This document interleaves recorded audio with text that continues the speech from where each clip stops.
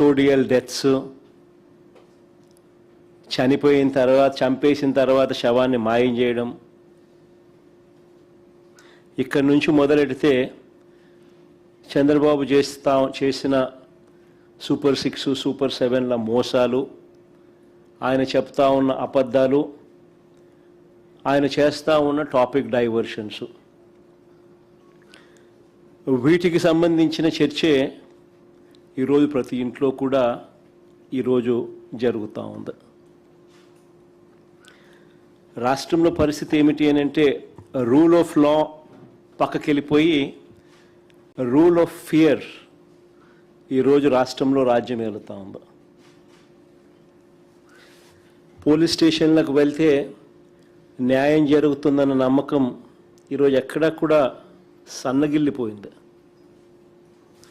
ఈరోజు రాష్ట్ర ప్రజల పరిస్థితి ఏమిటి అని అంటే పోలీస్ స్టేషన్లకు పోవాలంటే భయపడే పరిస్థితిలోకి ఈరోజు రాష్ట్ర ప్రజలు వచ్చిన పరిస్థితులు ఈరోజు రాష్ట్రంలో కనిపిస్తూ ఉన్నాయి.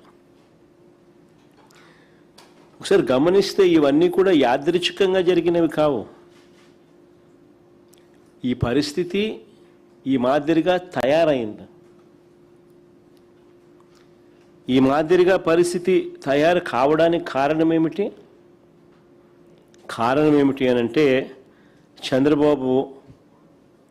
చంద్రబాబు గారు తాను చేస్తూ ఉన్న దోపిడీని, అవినీతిని, దుర్మార్గపు పరిపాలనను, తాను మోసం చేసిన సూపర్ 6లు, సూపర్ 7ల ద్వారా మోసం చేసిన, తాను ఎన్నికలప్పుడు ఇచ్చిన బాండ్లు,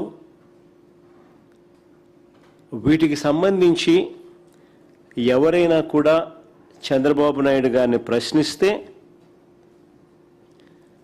ఆ ప్రశ్నించే కార్యక్రమంలో ఏ గొంతు వినపడినా కూడా ఆ గొంతును నొక్కే కార్యక్రమం ఎప్పుడైతే చంద్రబాబు నాయుడు గారు చట్టాన్ని, పోలీస్ వ్యవస్థని తన చేతుల్లోకి తీసుకొని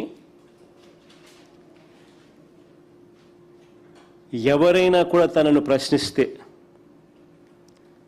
ప్రతిపక్ష పార్టీ కావచ్చు, సోషల్ మీడియా యాక్టివిస్టులు కావచ్చు, ప్రశ్నించే జర్నలిస్టులు కావచ్చు, లేకపోతే రాష్ట్రంలో ఎవరైనా సరే తనను ప్రశ్నిస్తే చాలు వాళ్ళందరినీ కూడా అణిచివేసే కార్యక్రమంలో చంద్రబాబు నాయుడు గారు చట్టాన్ని, పోలీస్ వ్యవస్థను తాను వెపనైజ్ చేసినాడు.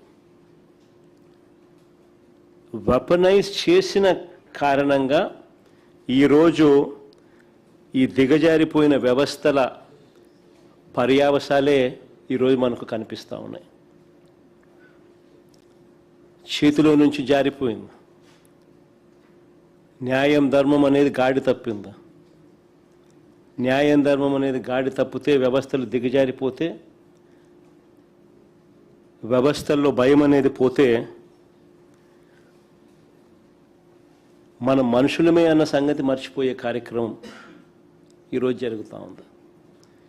ఏమైనా మనం చేసినా కూడా పర్వాలేదు, ఎవరు మమ్మల్ని ఏమీ చేయలేరు అని ఎప్పుడైతే వీళ్ళంతటా వీళ్ళే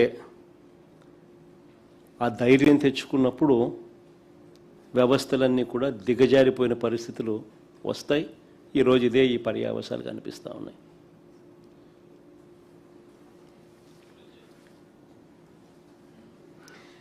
విజయవాడలో మొన్న జరిగిన సాయి కృష్ణ కేసు తీసుకున్న, పోలీసుల వేధింపులకు గురై